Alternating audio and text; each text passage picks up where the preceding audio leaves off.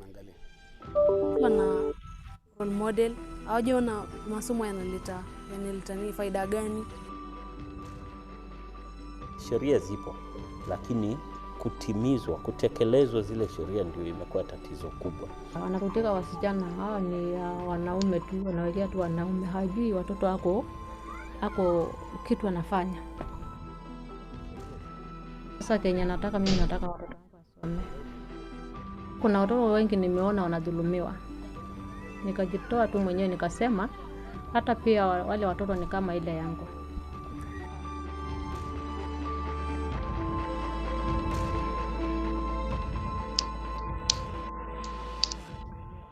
Siwezi kuacha, nimeamua nisaidie watoto. Hata pia wale watoto ni kama ile yangu.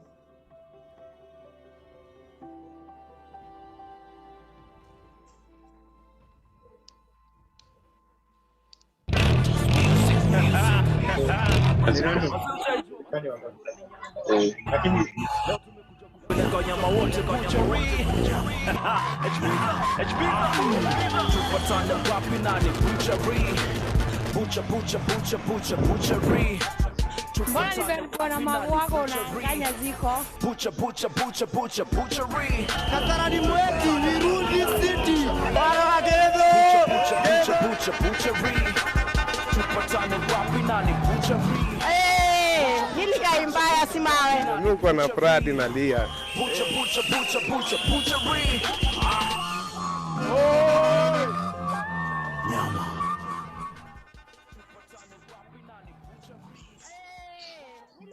I'm a girl in Nigeria. Forgive me if I don't trust the police.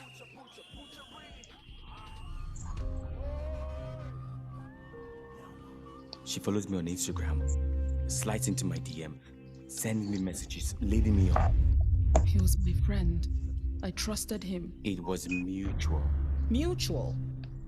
Does this look mutual to you? Mia Fanny, what's the point? All I needed was just the sex. Stop calling it sex! What should I call it? Rape! Not until proven.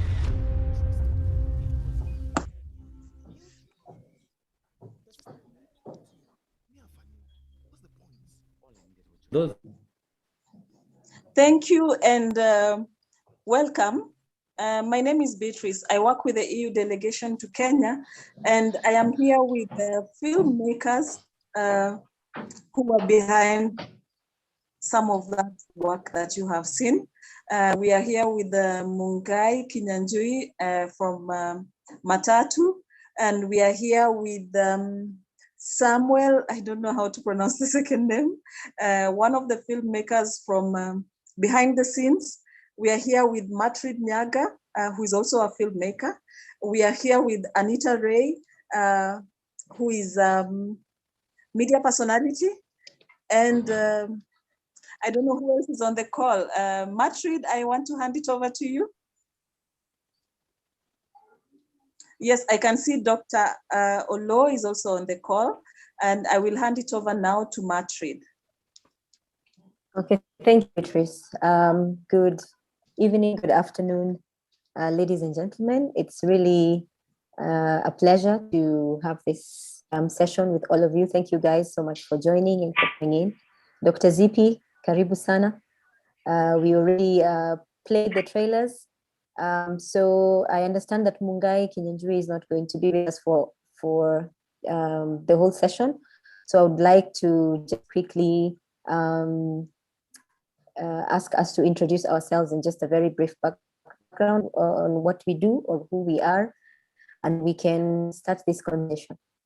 Karibuni sana. So I would like to start with Dr. Zipi, and then Dr. Judy, and then Anita, who are our panelists, and then Samuel, and then Mungai, and then Cosmas, who is here with us. So thank you guys, and let's begin.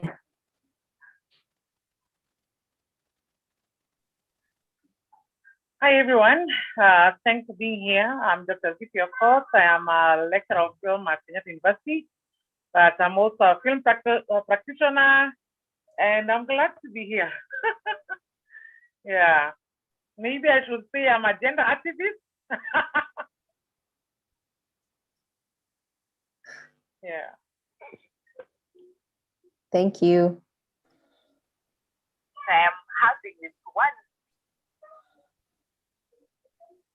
Who, Dr. Judy? Hello, everyone. Thank you for having me. My name is Judy Tholo. I'm a lecturer at the University, the Jomo Kenyatta University of Agriculture and Technology. Such a mouthful. At the School of Law, where I head the Department of Public Law. And at the school, I get to engage with students, I get to engage with young people around who are the subject matter of the discussion that we're having today. I'm also the CEO of the East African Center for Human Rights. At this organization, we work around child protection. That means that we try to protect children from harmful cultural practices as well as social practices. And so this subject area of discussion for today sits squarely on what I do. And so I'm very happy to contribute to the discussion. Thank you. Thank you.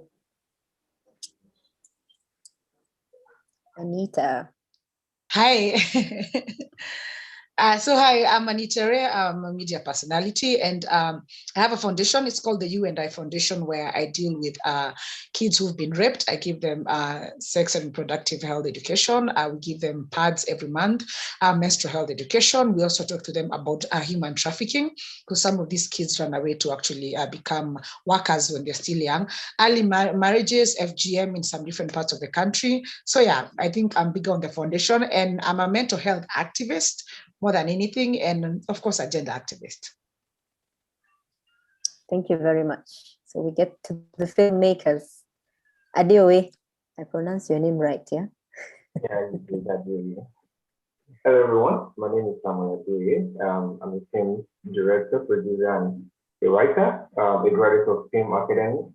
And also, I'm currently pursuing my master's degree in University of Bournemouth, United Kingdom, and I'm the director and producer for Behind the Scenes. Thank you. Thank you. Mungai. Hi. I wish we can see you. Good. I'm here.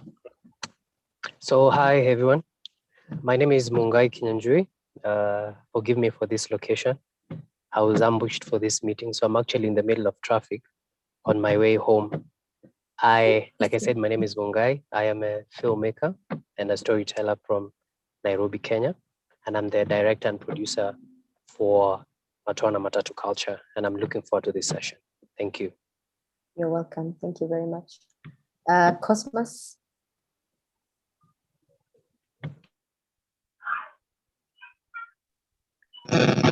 Yes, hello everyone. My name is Cosmos.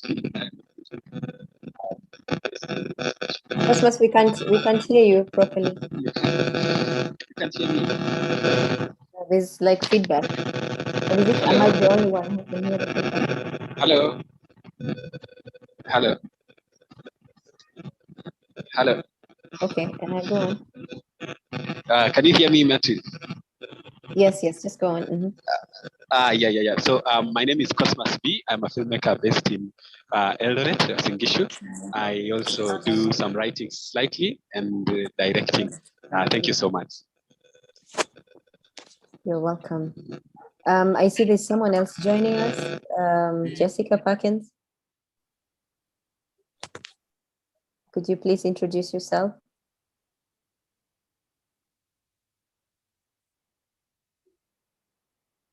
Hello, can you hear me, guys? If you can hear me, wave. Can you hear me? Am I clear?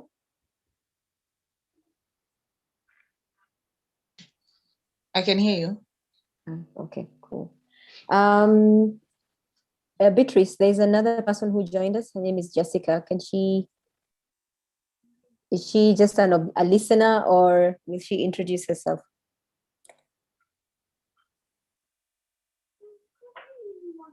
I'm sorry, we were not expecting Jessica.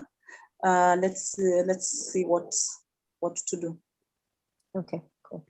Anyway, we'll just continue. So thank you guys for being here. So my name is Matrid Nyaga. I am a producer, director. I also run Dada Trust, which is and we also run Udara International Women's Film Festival. Beside that, I am also a graduate of Film Academy in Germany with Samuel. That's where Samuel and I met.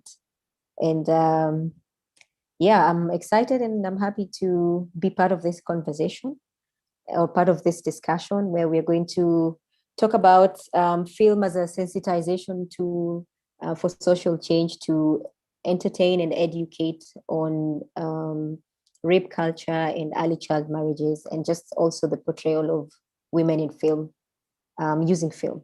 So thank you guys for coming through. So because Mungai says he will not be with us for long, we all watched film, the Matatu Matwana, right? So maybe Mungai, you can just tell us briefly what inspired you, what's the story behind your piece, and yeah. Thank you again, Matrid. So what inspired me to want to tell the stories? It came from a place of passion. Having grown up around, I loved matatu culture as is, but I wanted to go beyond just showcasing the culture that is showing this pimped up public vehicles. I wanted to tell the stories of the people behind these creations. I wanted to tell the stories of these matatu drivers, the artists, and these people who we usually rub shoulders with every day, but never really get to know who they are. So the whole concept is wrapped around entertainment, showing the madness that goes around the matatu culture. But the appeal inside, the whole point of it is to bring about social change for the youth and for girls, for example. Because the idea is to show that, yes, these are some of the people who are really looked down upon in society. But these people are actually doing really well in life. You find, for example, a bus conductor, for example, would earn is able to save about 1,000 shillings in a day. In a month, you find that this person has at least 30,000. Throughout our filming, we found out most of these people are doing way better than majority of the people who have been employed in Kenya today. Yet, these are some of the people who are despised upon and are looked down in society like people who are not really worth anything.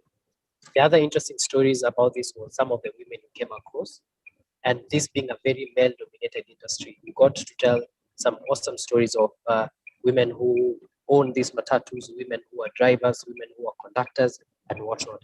It was so interesting to see some of their specific challenges, how they've been able to overcome these challenges based off of the fact that they are women, and how they are thriving in the industry.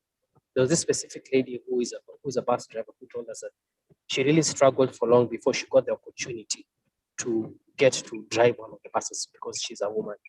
But once she was accepted, she told us that people really appreciate when they board her bus and they find that it is a woman who's driving them. And she told us that most of the time, most of the people she carries in a bus tend to tip her just because of the fact that she's a woman. So my calling, or my idea beyond for this has always been tell the ordinary story in an extraordinary way, or these extraordinary guys who usually look very ordinary. So that was my drive for wanting to undertake this. Yes. Okay, thank you. I mean, as I said before, we watched that episode where you highlighted the female conductors. And for me, as I was watching, and I would just like to ask any one of us, feel free to chime in to jump in the conversation. You said something very interesting, like because she's a woman and people tend to, they tip her and they, you know. So when I was watching this episode, I was asking myself, because of the way women are sexually harassed, even in the like station, the bus stops and stuff like that. So is it like, I was just thinking to myself, like, then does it mean that when we have a female driver and a female conductor, then the chances of like sexual harassment are less, or, you know? So I don't know, is this something that maybe you found out while you guys were doing your research and the interviews? Yes, we found that sexual harassment in the matatu industry, for example, very rampant.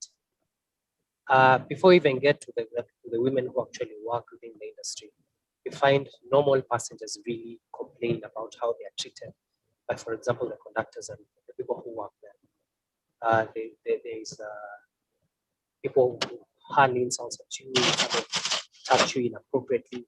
There's so many things of the sort. For the people who work in the industry, they told us that they had to really grow a thick skin so that to be able to survive in that industry, because it's not a very forgiving industry for women. And luckily, one of the things we found is that there was a campaign that was being run. Unfortunately, I cannot remember the name. It was an NGO that was trying to make things better for women who use buses. So yes, it's a very, very serious problem as we speak. Okay. Thank you. Is there anyone with a question or anything that they would like to add?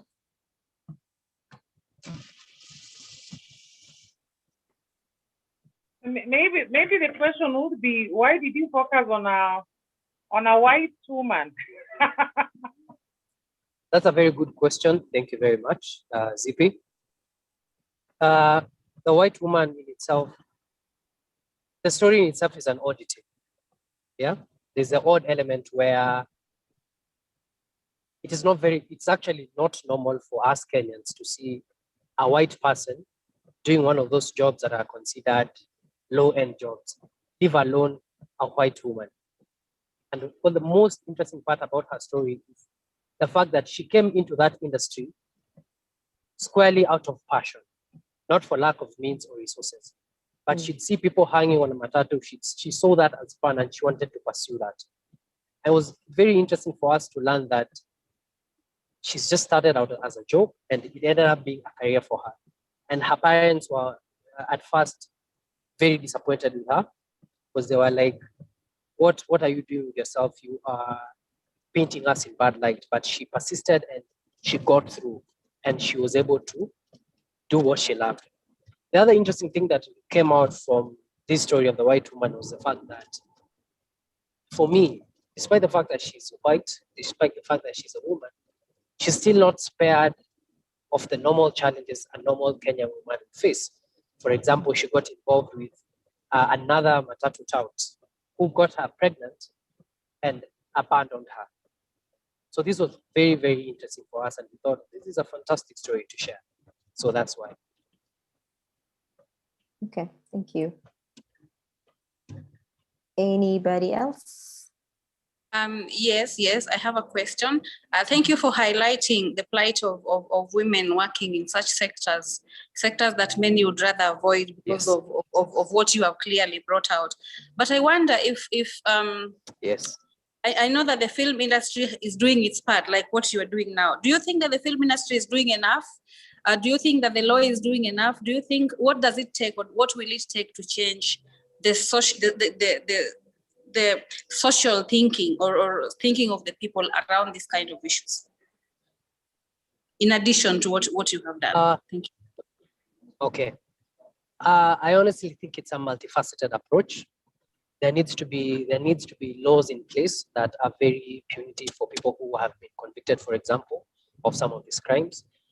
And there also needs to be social change starting. I've always believed social change starts with me. What I believe in is what I will give out to the world. If I believe that the matatu industry should be a free and fair opportunity for any woman who wants to participate in it, and no woman should be harassed, and I convey this information to someone else, I believe that is where we start. And I think some of these battles we need to target the next generation and the generation that comes after. Because for our generation, I think that for us to be able to see that change within our generation might be very difficult.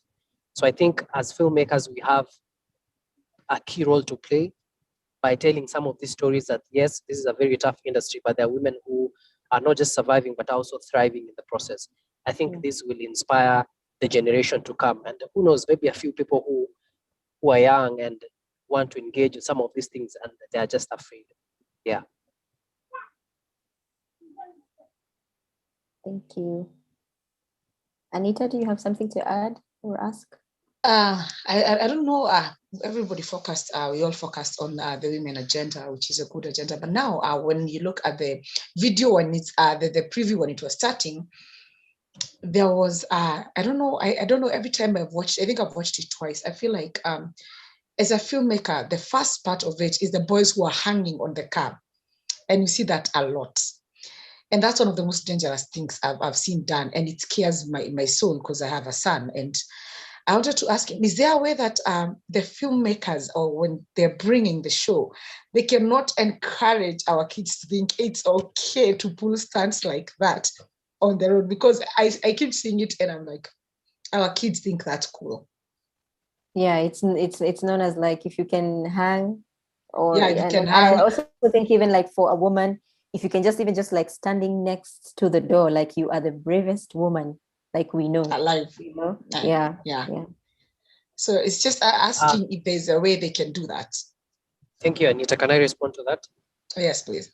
So one of the conditions that we were given before putting the show on TV was that before the show started, we had to put a warning of the sort. And the warning had to say, beware, you're not supposed to hang on a moving matatu and whatnot. So kind of like, remember how, I don't know whether, I'm sure everyone is familiar with WWE. And before every episode started, there used to be several warnings that do not try any of these moves at home. So there's that. The reason as to why I, as the creator, chose to put those images were for two reasons. Number one, the approach, we took a documentary approach to shooting this series. In other words, we wanted to show what actually happens on the ground. Yeah. Mm-hmm. So I felt it would be a lie to not show what usually happens and try and show something that is not really the truth. So I wanted to show exactly what happens and how bad it is and how mad it is. The other reason, for the second reason, there's a theory called, there's something called the sugar-coated pill. Yeah? And the idea is, when I'm showing all this madness and all this drama, the idea is to be able to grab the attention of the audience. And the first attention would be, what is going on? What is this madness? What is this nonsense? Why are people hanging? Why are some people falling, you know? And as you get interested into watching the show, I bring into the lives of these people. And at the end of the day, or by the end of the series, there's this pill inside all this sugar coat that tells you this is about persevering and it's about overcoming certain challenges to be able to succeed. Mm-hmm. So that is the idea behind it. That is how you approach. That is how I approach storytelling. Yes. Okay. All right. Okay, cool. Thank you, Mungai. I would like to ask Samuel. He comes from Nigeria. Do you also have like female drivers and female bus conductors in the public vehicles, and like is it as crazy as it is in our country? Yeah, well, we do have female drivers in public sector. It's just like maybe we see one of them in 2 months or 3 months. And when I see a female driver, I'm always fascinated and I'm always wanting to get into that bus because she is a female, and then it's a very rough walk in some parts of Lagos. So there are female drivers in Lagos, so very, very, very, very, maybe 1 out of 100. Okay.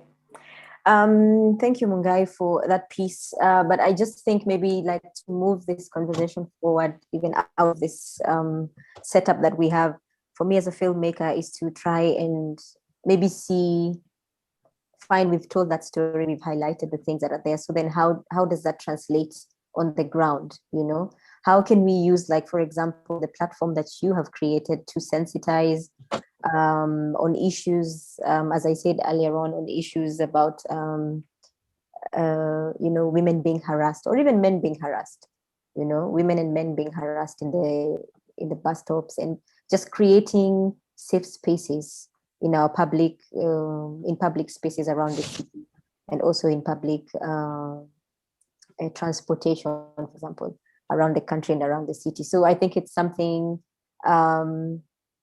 it's interesting, and I think it's something that can can still move forward, can be progressed further forward. And yeah, so thank you so much. We had to start with you because I was told you have to go. So yeah, thanks. Thank you. So Thank you so much. yeah. Mhm. Yeah, so feel welcome to just listen to us. But if you need to concentrate on the road, please be safe, yeah? Definitely. Yeah. So I would like to move this forward, and maybe we can talk about behind the scenes. That is Samuel's film. So maybe before we share with Samuel what we thought about the film or the questions that we have about the film, maybe Samuel, you can just tell us briefly what inspired you to tell that story, and then we can pick it up from there. Okay. Well, for me, right from my undergraduate days at school, I've been making films that have to do with gender violence and anything that has to do with females. And I think last year I was with a friend of mine, and then we were just talking about how the rape culture is in Nigeria, where we have a lot of rape apologists who always try to find excuse for the rapist. So I think I was talking to her, and then she shared a story of a friend of me who met a guy online, and they've been having like fun online chatting and doing all sorts of things. And then eventually they wanted to meet, and the guy tried to like sexually harass her, but yeah, that's what actually inspired me. So for me, I felt like personally, the film is not to how do I say it, to make the victims feel better. The film is not to tell the victim that they should get healed. The film is majorly for men who need to understand the thin line between consent and rape. So because I realized I've been in conversation with guys who think that once they are dating a lady, they have full access to the body, or once they want access to someone, you can easily go back and do whatever you want. Or maybe because you've been talking to someone in a very open way, you have consent. And I decided to make a film out of this. And what I did was to make sure I made the guy look as guilty as possible, because that's what most guys want to see. They want to see a rapist being guilty. They want to see, not most guys, but some people, they want to see the rapist have his own explanation. And as much as I could, I made him have enough explanation for his action, which doesn't justify his action at the same time. So basically what has been happening in Nigeria, and how the internet has made this rape thing look like. Because in Nigeria, you hear about the victim, it starts from social media, and then you start seeing some very annoying people making comments on why she should have not done this. I was like, okay, let me make a why for you, and then you can see how terrible you can be in your why. And that's why we made that film, to make the guy look as innocent as possible, but at the end of the day, to let us know that it's nothing that makes you not guilty when it comes to forcefully having sex with somebody.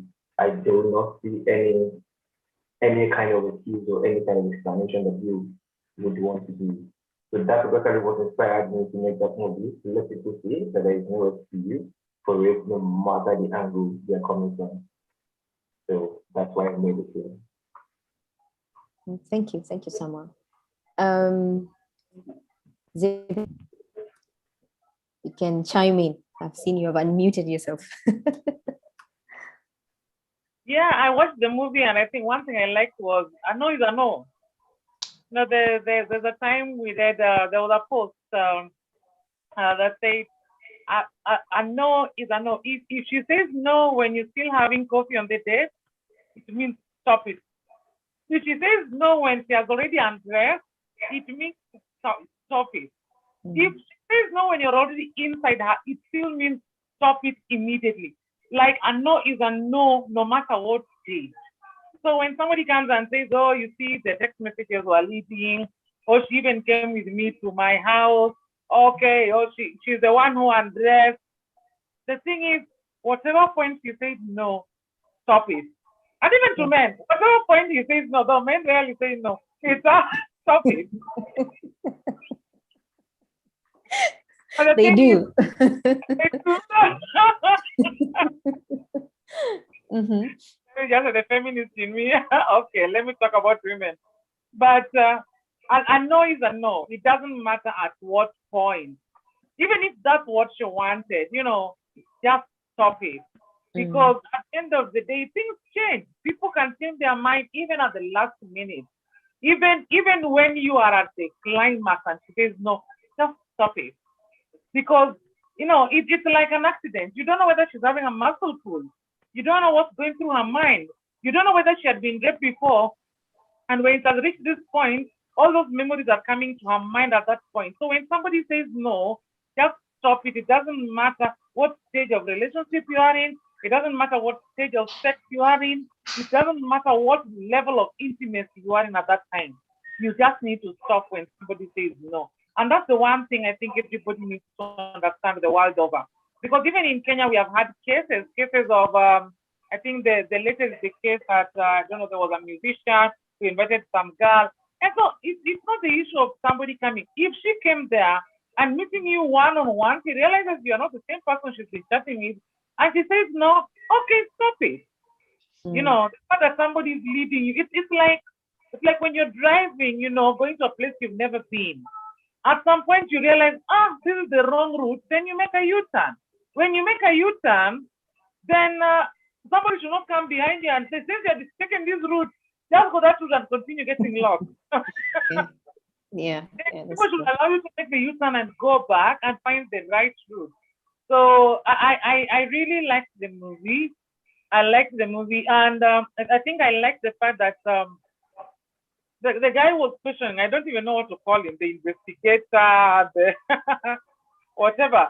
I think I liked the fact that he did not take sides, because at the beginning we could feel that he was taking sides, making the man feel that he's wrong, and then making the woman feel like, oh yeah.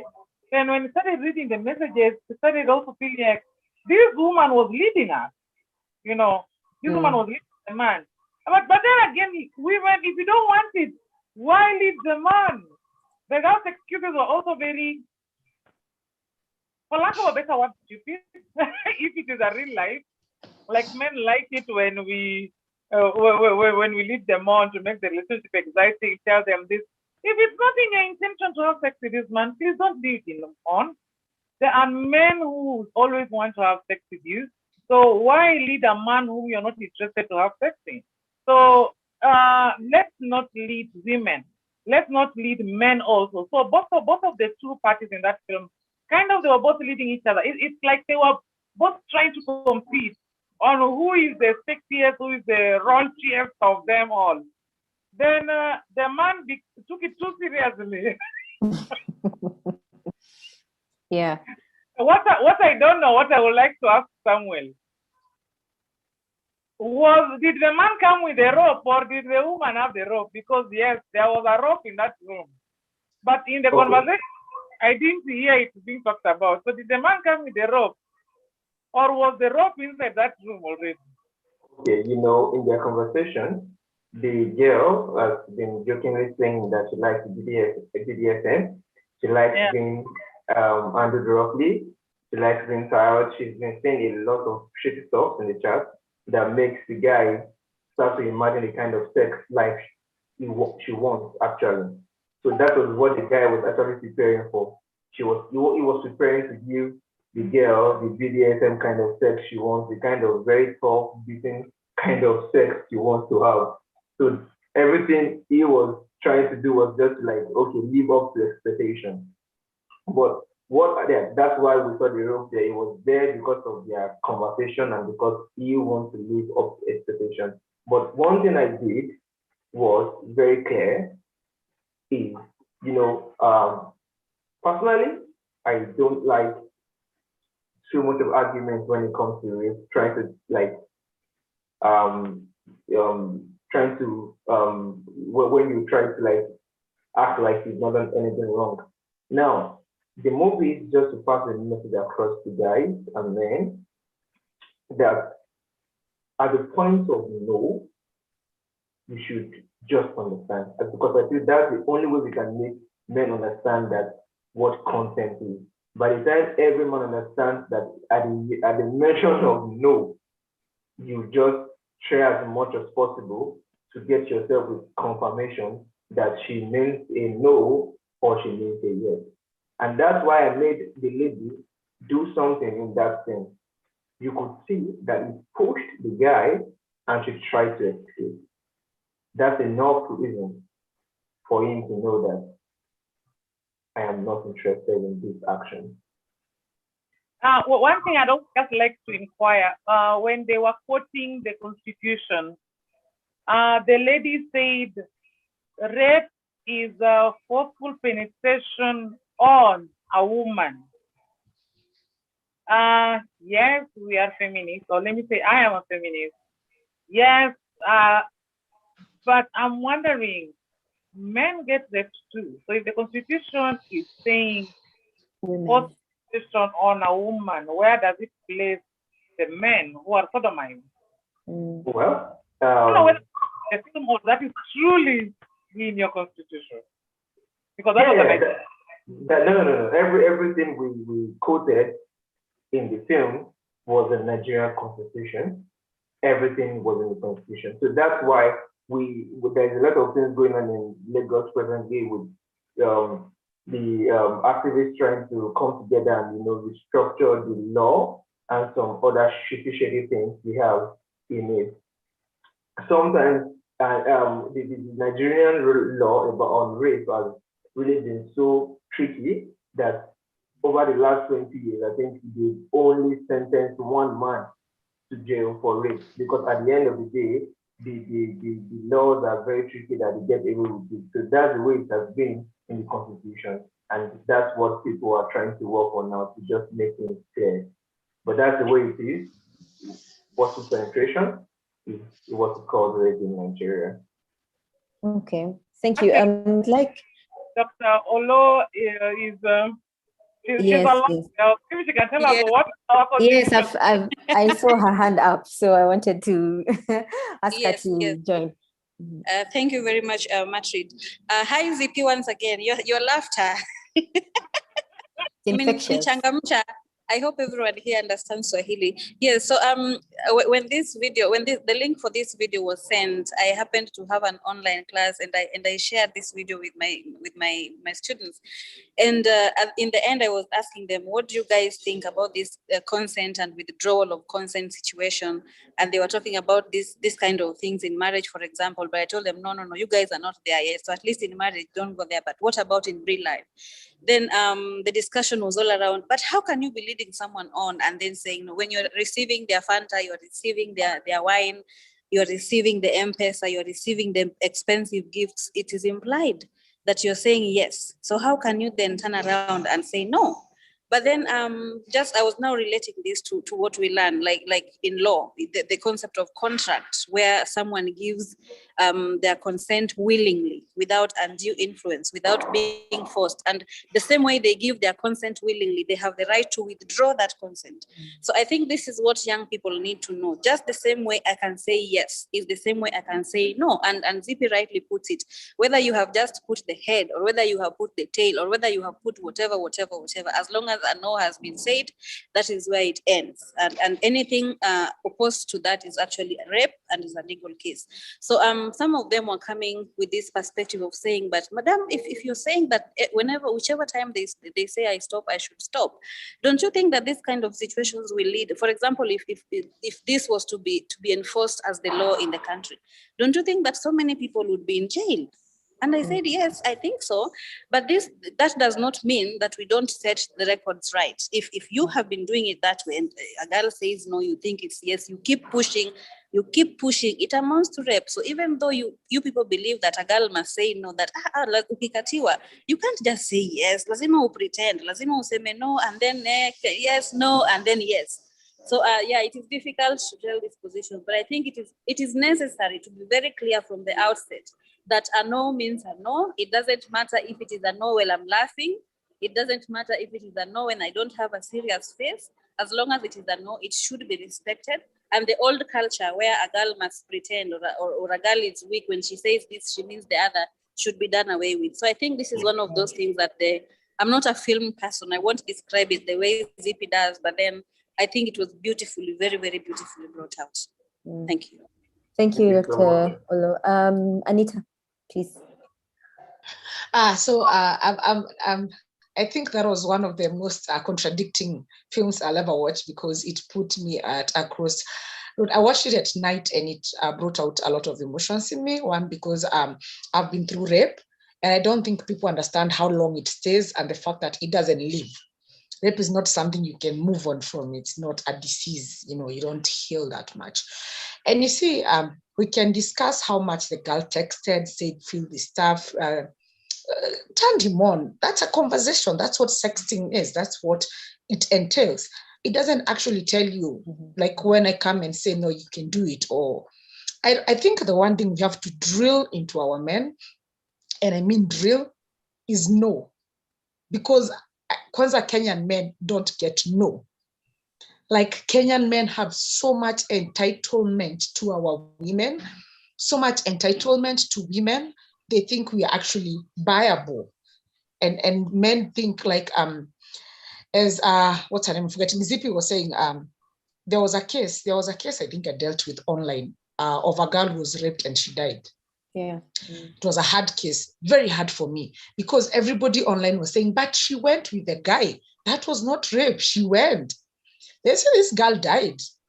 Like she got raped by more than one person and died. And everybody was like, why are we blaming the man? She drank the alcohol.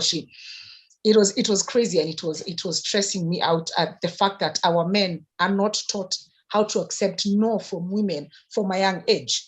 Like even when you're growing up with your siblings, your brother will always have their way with you because you're a girl. So the no is not normal for them. Then you go to high school, a man ukatae mtu, it doesn't make sense to them. Why are you saying no? You're a woman. You should be able to give me what I want. And then we come back to our society right now. If you pass by a stage, let me involve the Matatu culture, and a Makanga says hi to you and you refuse to say yes, what do? They insult you.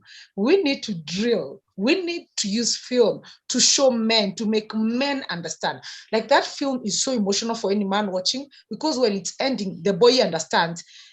No matter how many times he says he didn't mean to do it, no matter how many times he says he's sorry, no matter how many times he justifies his reasons, it was rape. And it dawns on him in such a heavy way, it was rape. For me, that ending was just emotional. He realizes it was rape. Because men don't get the no. And I've never understood. I don't even know.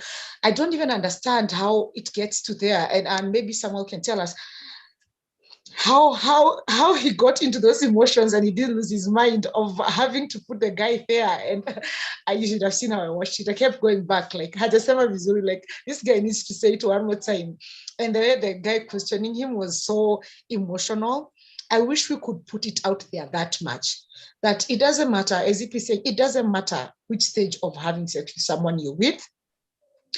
For people who have survived rape, for people who maybe have PTSD, for people who've been in war, for people who fear men, for people who've been abused when they were kids. When that woman says no, it means it's a no. There is no explanation. Actually, nobody needs an explanation. No is an entire statement. So I think if we can push that, if we can drill that into men, because it's tiring when you have to keep telling the girls how to stay safe, carry pepper spray. When you're going to visit a man you like, unaenda na pepper spray. It's tiring. You wear tight jeans, you know? It's tiring, yeah. Yeah. It's tiring. Learn taekwondo, learn how to fight. It's tiring when we keep telling our girls how to stay safe. And we also need to take a minute and tell our men how to respect the no from women and how to understand what consent is. Our men need to get that. And even our boys, because they are the men of tomorrow, you know. Yeah, just to add on what Anita is saying, like for me, I'd say, yes, consent is important, but also for us women and even for men, let's just be very clear. Like, there's nothing as good as clear consent. I have also experienced attempted rape twice, and as you said, like, for me it was attempted rape, but still, it has never, like, disappeared. It has never, because sometimes you find yourself in that and just trying to imagine. Anytime I see like a young girl or I hear a story of rape, it also just takes me there and just be like, oh my God, I was in such kind of a space. And I remember in one of the occasions, it was just, as you said, and you're not like raped by a stranger. It's the people that we know. It's the people that are around us. It's not like someone you've never met and now they're going to meet you and stuff like that. So when we are hanging out and everything, and all along there was there was no this side business of, I think I like you, I think you're hot, blah blah blah, or something like that. No, it just happened. The guy just asked for it and I said no. I was even like, are you serious? Like, you're like my brother. Like, really? This can't happen. And he got really mad. And the more I kept saying no, the more he kept like getting more angry and aggressive. Yeah. And for me, to be honest, I knew that. I just told him, if you will, yani, as you say, we have to learn how to protect ourselves and fight physically. So I was like, I might not fight till the end, but I'm gonna fight for myself at least. But then I was very clear in terms of, if you do this to me, just kill me, because I didn't imagine how I can survive, from that. So I think also, just as a filmmaker and as a storyteller, it's just to go back to the drawing board. Yes, we have so many stories that we have made, or film that made about sexual harassment and stuff like that. But I was just looking at it in terms of, I think we need to just go back and now kind of try and see, for the future generation, how are we portraying the way we dress the women in film, or the way we, the stories that we are telling. So that then again, it's this thing of, that's how she dressed like she was asking for it. I'm like, I didn't dress like I was asking for it, or someone will say it's how she was dressing, or you're at a bus stop and it's sunny and things like that, and someone says you're naked, and yet you're just wearing a short dress. You're not showing people the things that they're not supposed to see, but their imagination is taking them to another level, and they're just imagining that, this one is provoking me, so I think I need to do something. So I think should go back to the way we write our stories right from the beginning, in terms of just to be very clear. Because yes, us saying that we have to drill and tell men, or send this message of no means no. We've done that. Growing up as a teenager, we had those things in school. No means no, consent, they taught us about consent and all these things.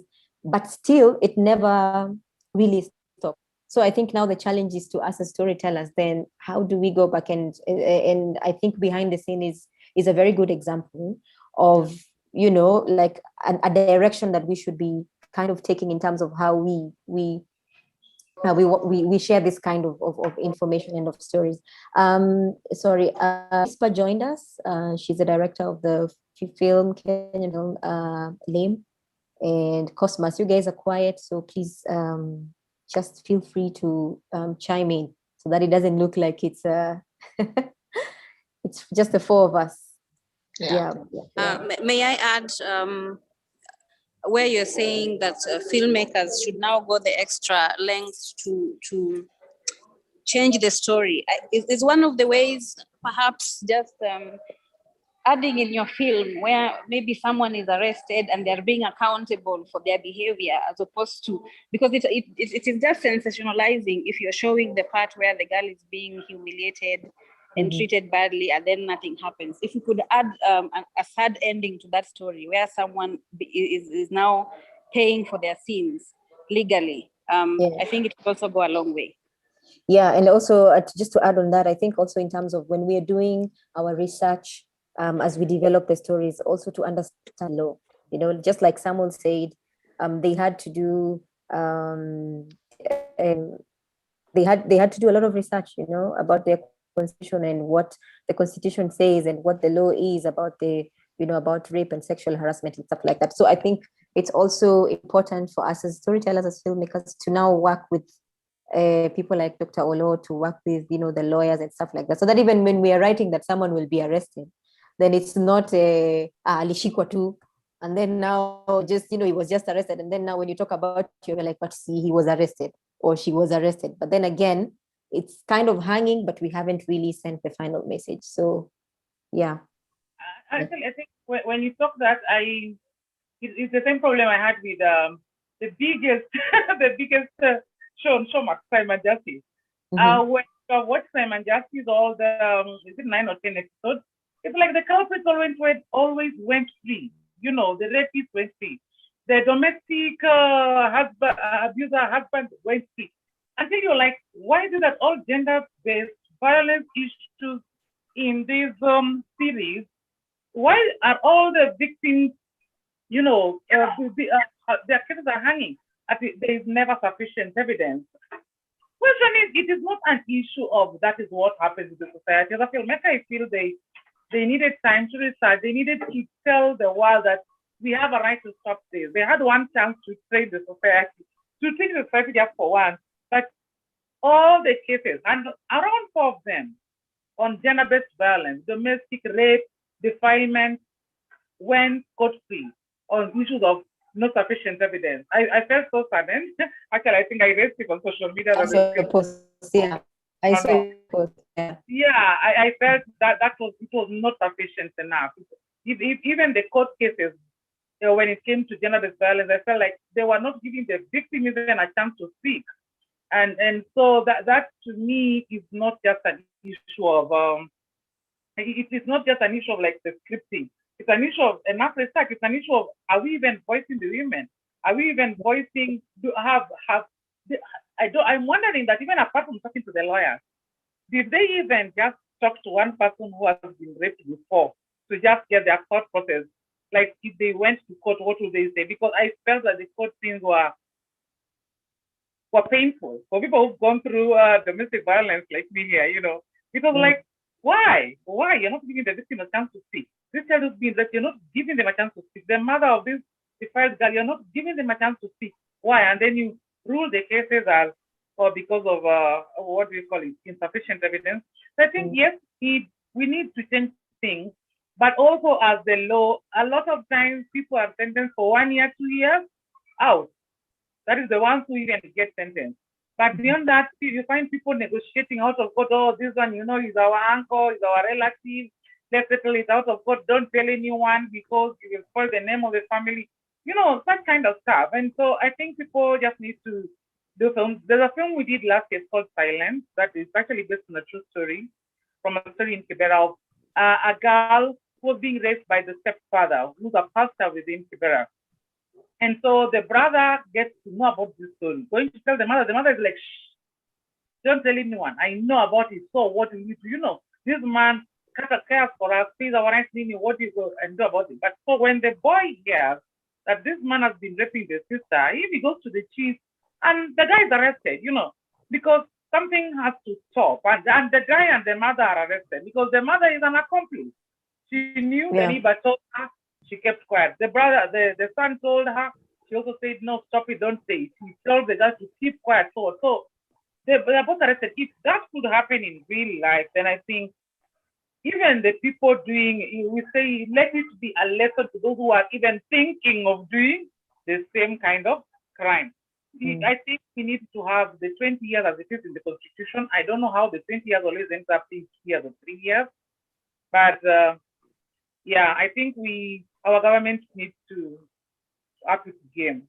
I don't know whether it's our government or it's the whole of Africa.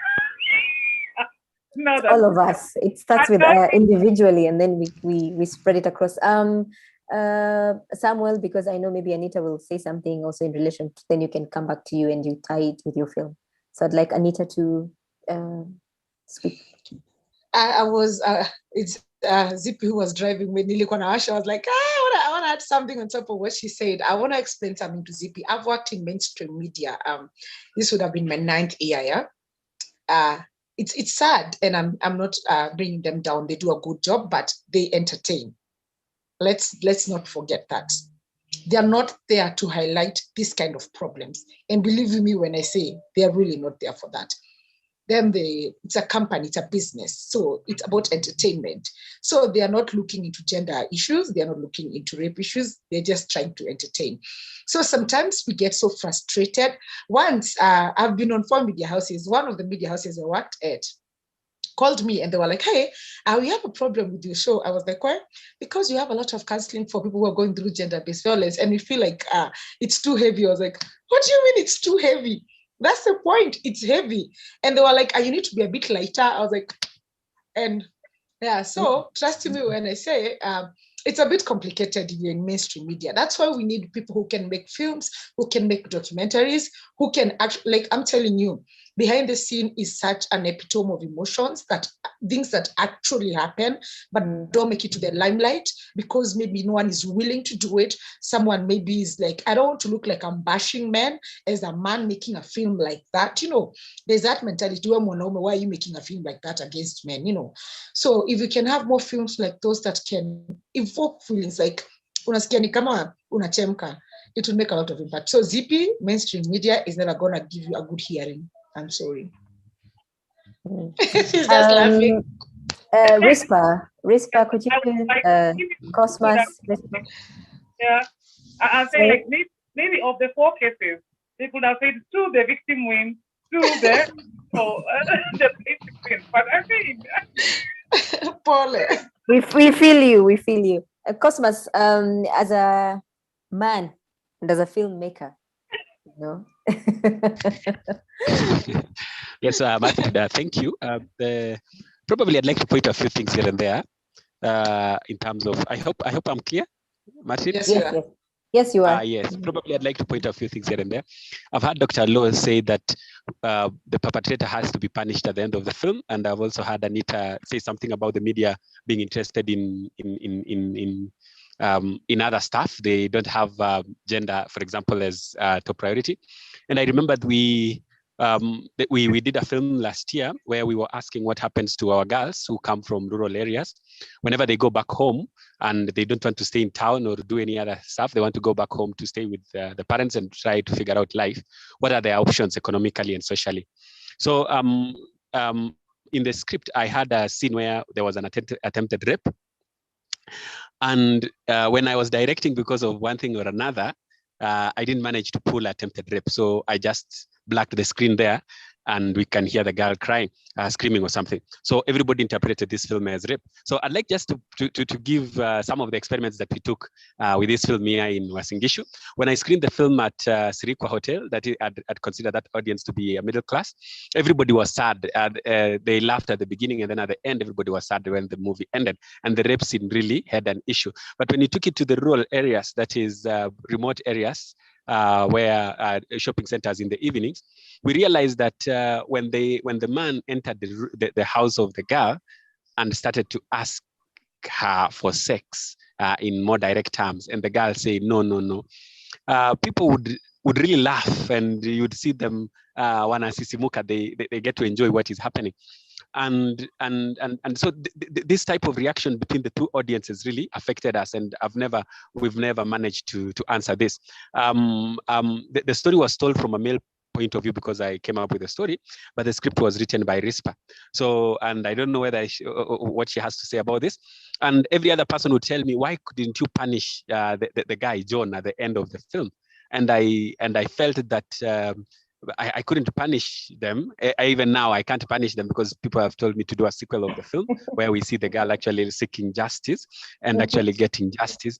But for me, I couldn't punish them as a person because I felt that the story ended there. For me, I couldn't get a sequel. I couldn't extend the film more than that. And the experience of the girl. So here is a case whereby the issue of gender and economic pressure and social issues affected not only the father of the girl, but also the girl. So both were victims of probably an unfair system. Even though the father took matters into his own hands to go and try to beat up the guy who attempted to rape his daughter, we realized that there were some other issues, other injustices that the father had committed to the daughter. For example, not providing for her basic needs. Yes, there's a girl. And then at the same time also, we cannot escape from what our society is. I think, Matrid, you said that we need to go back and rewatch our films and probably add what you were saying. that viewer discretion is advised, and also this is not right. Probably we need to do that. But as we talk right now, we have to speak to the people the way things are so that they can feel that pain. Anita and probably Matrid, in your experiences, no amount. Yes, thank you. Thank you. Yes, sorry, I'd just like to add that sometimes education plays a big role. So that's why, for example, in the film that you're mentioning, Gebeka, the people in the what we'll call the remote areas found it difficult to really, they actually felt entitled. Their mentality was that of the perpetrator. So they felt entitled that this girl actually needs to be raped. She owes the man sex because to pay up on a deni. So education definitely plays a big role. And as the people have said that we need to show whatever in our films, tunahitaji kuonyesha the perpetrator being punished. Also, as our role as filmmakers is to mirror society as best as we can.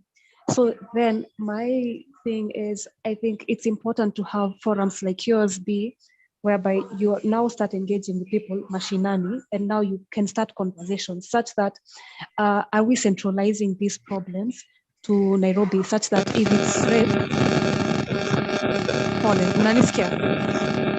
yeah, Cosmos, mute your mic, please.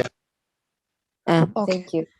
So such that the more we decentralize this, the more education is out there, even at the grassroots level, then we are able to now come up with a solution that's it's not blanket, but rather per se people are now acting from a point of information. Sai tukienda huko mashinani, it looks like, I've actually been in an argument in a place that was not Nairobi, and someone said, hautatuletea ideas zako za Nairobi huku kijiji.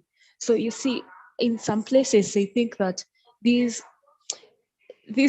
gender equality is something that comes from the Western influence, but in reality we're just humans, and that's what we're trying to show in our films. It's a very interesting discussion the way I see it, and there's more research that needs to be done. That's what I'll say for now. Okay, thank you, Rispa. So Samuel, your hand has been up for a long time. Okay, so I think Anita mentioned something like not having the rapist sentence at the end of the film. Well, for me, also in behind the scenes, we could see that there was no direct justice for him, and this is because that is the way it is in Africa in general. Rapists are always going to either go scot-free or the case would disappear. And that was exactly what happened with behind the scenes. So the major thing was just to get the male folks into the character of the main actor to see how wicked and how unfair it is to forcefully take charge of someone's body. If you watch the film to the very end, where the tweets were coming up, you would see that people were asking questions about that same case. And then you could see in the tweet that at some point, people started saying that this case is gone again as usual. Nothing is being said about this case anymore. And that was how the film ended.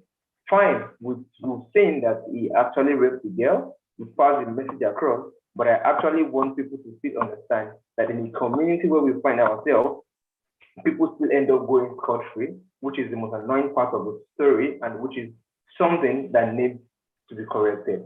Because I used to say something to people like, if a girl asks me, or if somebody asks me, do you like my phone, doesn't mean you can have my phone. Do you like me? Doesn't mean you can have my body. These things are like very, very easy to understand. You can't see someone's property that you admire so much and pick. It's called stealing. No matter how much you admire somebody's body and there is no stake, it's also called stealing. So that's what I feel about this whole thing. And for me, the stories of rape without an ending will keep coming up as long as that is the reality of life and something that we should work on in our society. Thank you very much. Is there anyone else who wants to add to this? It feels like we have come up with solutions somehow, or like a sense of direction, because now, as we've seen, like our films end where they end at that point, and the perpetrator is probably not arrested. As Zippy said, there's no enough evidence, or then the case is like taken further and further, like dragged, for a long period of time. So I think it's a challenge to us as storytellers, as filmmakers, to just go back again to the drawing board and just kind of try and see how best we can take the story further, and now just add and sensitize rather than just entertain, as Anita said about our media. Cosmas, you wanted to say something?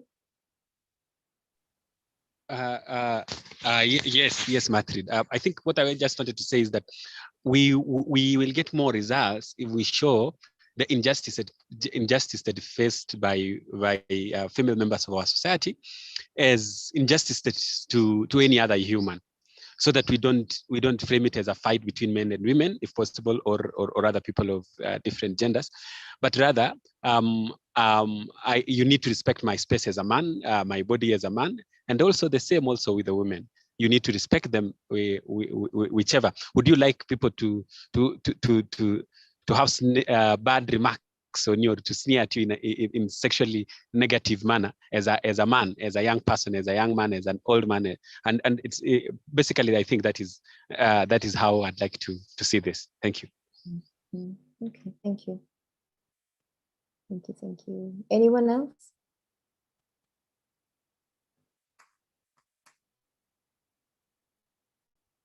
Dr. Zippy, are you there? Because you guys, your videos are turned off, so I don't know if we are together or we are not together. We still have about. Oh no, I'm here. Yeah.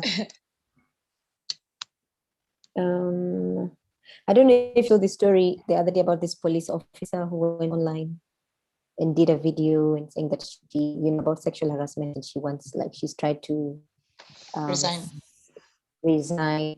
And when I watched the news, they just picked a part of the video that had nothing to do with her talking about the sexual harassment, and then they said it's a long video. So when you said that, it just reminded me when you were talking about the media, and I was like, yeah, it's really sad. I don't know. I'm just thinking, like, yes, we've seen about going to the grassroots, as Rispa and Cosma said, with the experience that they had with their films. I remember, like, growing up, we used to have this. We were taught about STDs and HIV. Like, it was just when you hear HIV, or even you just write HIV. It's like you like, and the stigmatization that was built around that, and like for people to be careful and stuff like that, and the images that they were teaching. For me, when I think about HIV or STDs, and that image that I saw when I was a teenager, that's the image that's still, that's still there, even if sadly, because then that is what was put in my mind when I was growing up, or that is how I was sensitized, for example.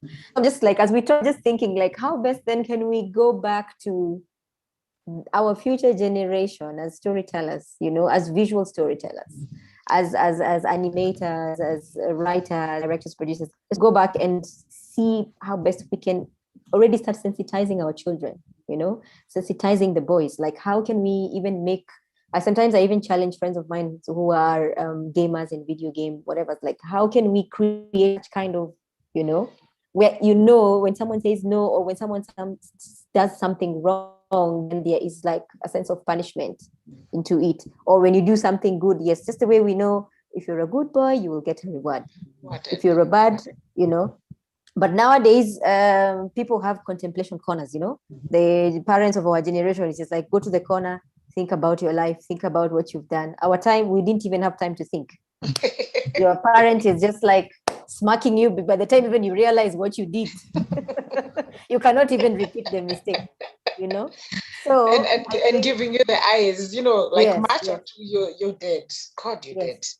So for me, like it really bothers me, to be honest, like how best, like for example, this kind of stories, for example, like how best can we just, like, as you say, drill visually, emotionally, and intentionally, just like drill this information and just kind of make this younger generation that is coming up, because also the world is really changing, the way the world is working right now.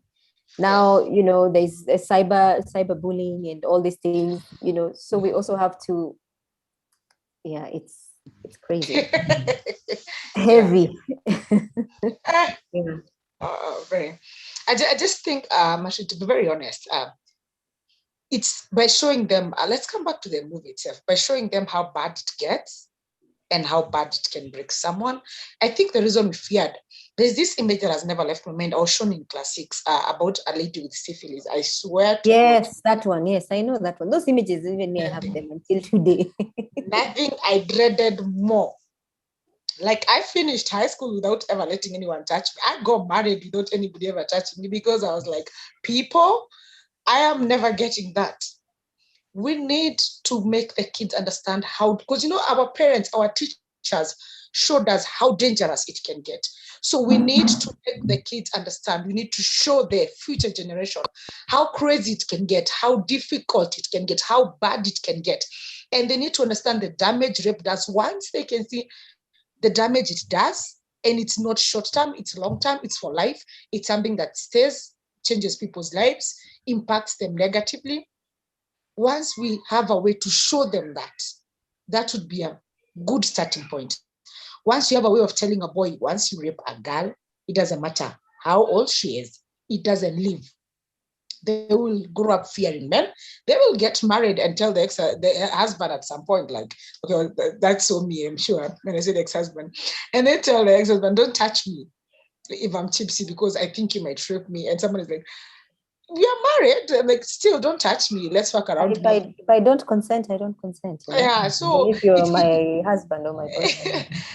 So it's something we have to find a way, as people who are creative, as people in the film industry, as people who are actually in a place where we can do it, find a way to show both boys and girls the damages caused by rape. And also to remember that our boys get raped too. And the boys, it comes with so much stigma when they get sodomized.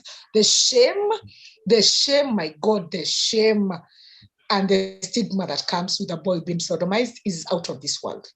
So we need to teach them as young as possible the impact of that. And when we do that, it's a starting point. It's actually a starting point. Because the reason most of us didn't have sex when we were young, syphilis on your mind, you're never going to try it. Ever. So we need to find not something that graphic, that scary, something that can capture that kind of fear we had, for lack of a better word. Yeah. And also just understanding our audience, understanding our audience and really knowing that, and especially again, going back to,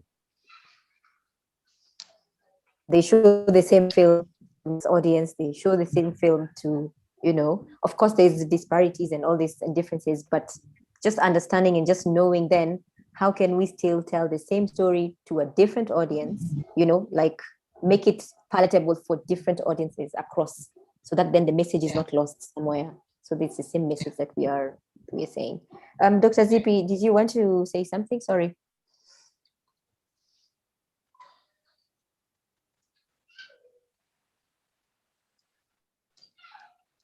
Hello.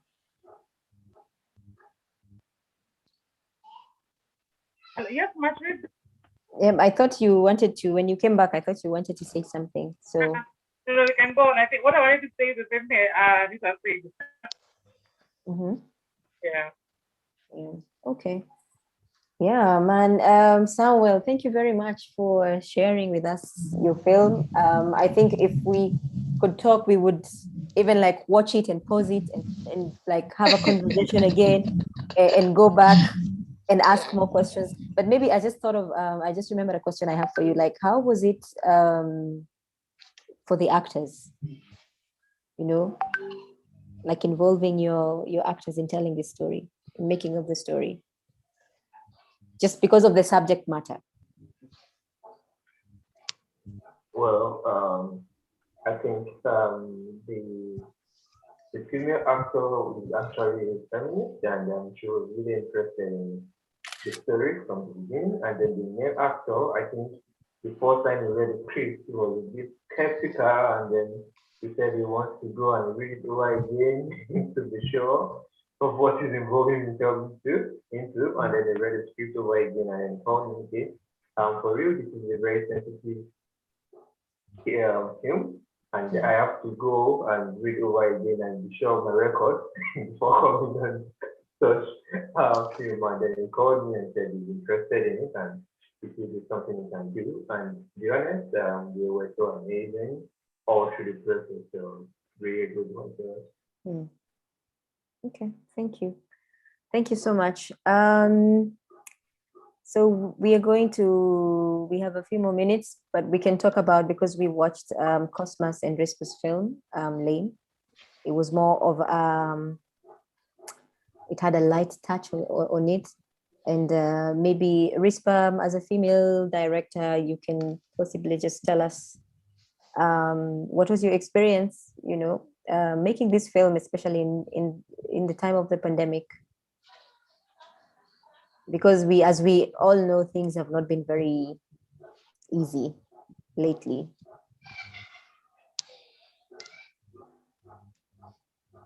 Is Rispa with us or not? I see her. I'm not sure. Okay. Yeah. Okay. Maybe before she tells us that, maybe we can give our views on what we thought about the film. Anita, you want to go first? So I laughed, number one.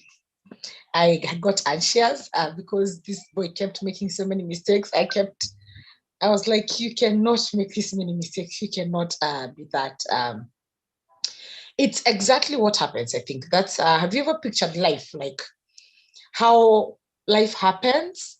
They were able to picture, and then it was in Eldoret. For me, that was fascinating at first, very fascinating. Mm-hmm. And the fact that they pictured nobody wants to go into agriculture. That's such a sensitive topic for young people. They're like, Mimi nilime, woo, woo, like with these nails, like why?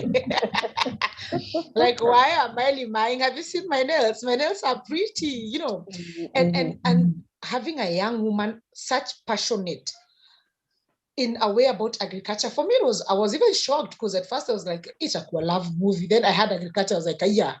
So we are not farming. And the father being so a typical Kenyan dad, I wanted to be a doctor, a lawyer. It showed us what a young girl is going to go through trying to venture into something that her parents don't even believe in. And a young man, a typical Kenyan young man who's tried to hit on a woman from a rich family and she's sassy and learned. Yo, that was such a hassle for the guy. And of course, having a friend who wouldn't understand.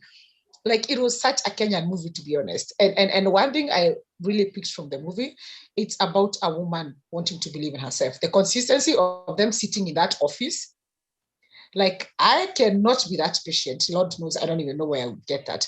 But the fact that that woman didn't give up. And the whole moving back, I was like, okay, kwani movie itaisha kama they've not seen this lady, I even got impatient. I was like, this movie is not making me anxious. I think it's a good movie to make people understand. One, our generation is a generation of quick money. Our generation is a gambling generation because they need to step up very fast.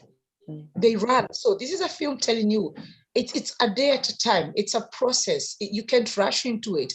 And you need hard work, you need patience, and you need teamwork. And this is a good film for people in high school, first of all, because they need to, because already high school and campus, because we have such a problem with campus kids. Amemaliza campo, anataka, like, I want in a month to have a job, 2 months I'm going to have a Subaru, 3 months I'm going to, they have this, I can journey with my boys, It's a film that teaches you patience. Trust me when I say it, the film itself makes you just sit down and watch because it's captivating and you watch all of it. But the patience in it, the Lord knows it has a lot of patience. And the ending was everything, like patience actually pays. That has to be the tagline. It does pay in a good way. So this is a good film for kids. Trust you to nurture talent And to touch on agriculture in a film, I mean, that was super creative, you know. Yeah. Thank you. Dr. Tari. Yeah, I think Lame was a good film. Of course, starting with the name. The guy is as lame as me. The guy is as lame as his name. It's as lame as the name. But generally, it demystified this young mentality of, okay, we have to go to town to make it, you know, I'm not good enough. You know, like people have got great ideas, but they don't know how to teach. And that's a really big problem among the young people. So I think it tries to demystify the fact that it was not just an adult coming to mentor these people like, oh, you need to do this. It was like peer mentorship, which I think is a good thing to see. Yeah, so that's, I think, one aspect that I loved about it. Yes, there was the agribusiness aspect also, but the fact that these two people put their differences and stupidity aside to kind of work together, I think that was a good thing and encourage each other. So I think I like the fact of the lady setting him out and they say, "Yo, si why sema wife kupeleka date? Even girls can take a guy out for a date."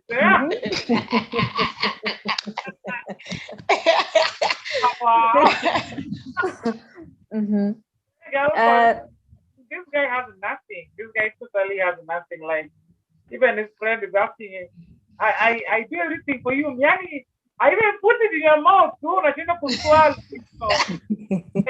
guy is helpless. But we understand, especially when a woman is as tough as we, the women who are on this panel, it is very hard for a man to even make that first step of just saying hi.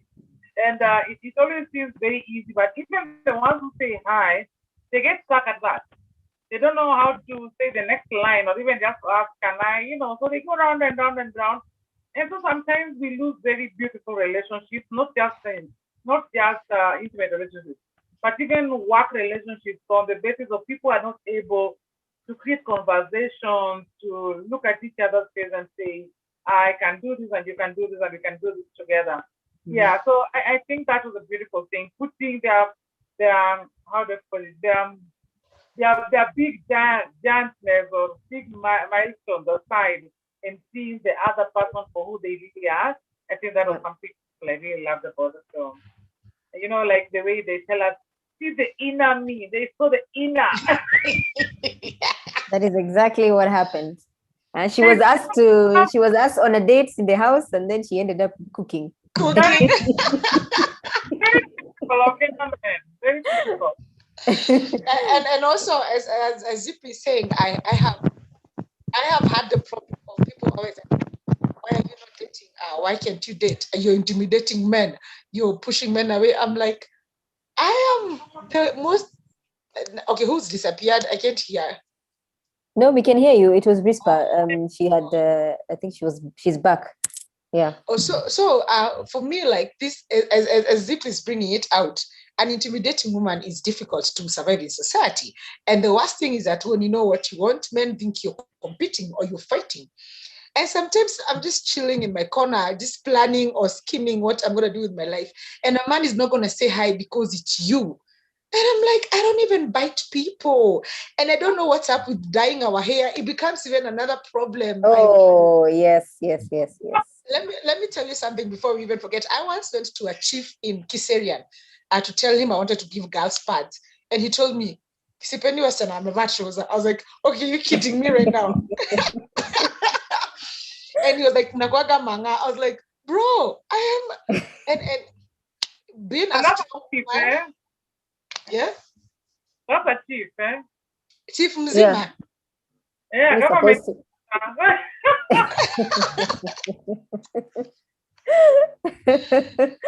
Anyway, yeah, but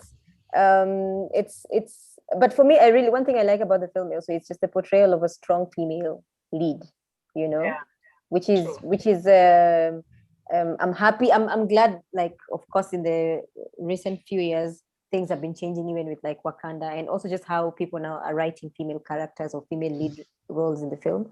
So even as young girls, when the young girls look up to these women, they say now, I want to be as strong as I want to be, which for me is really, really, important.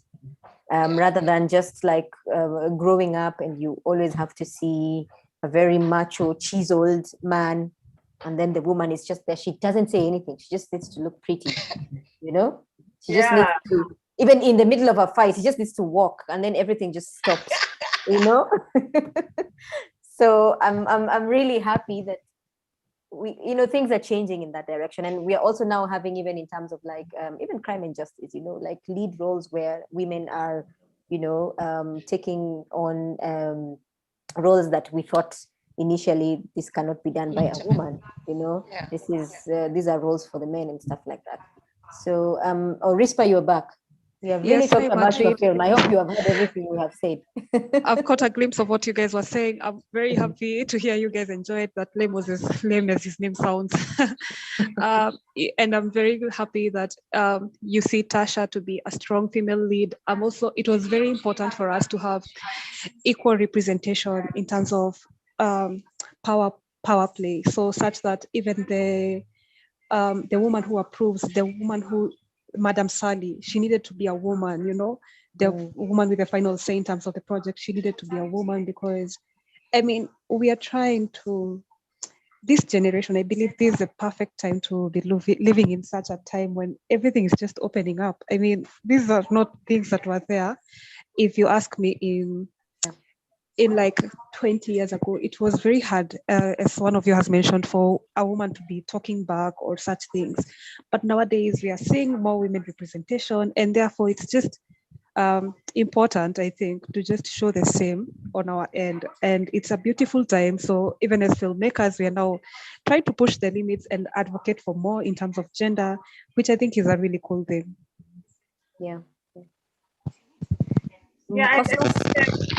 Yes, Martin, thank you.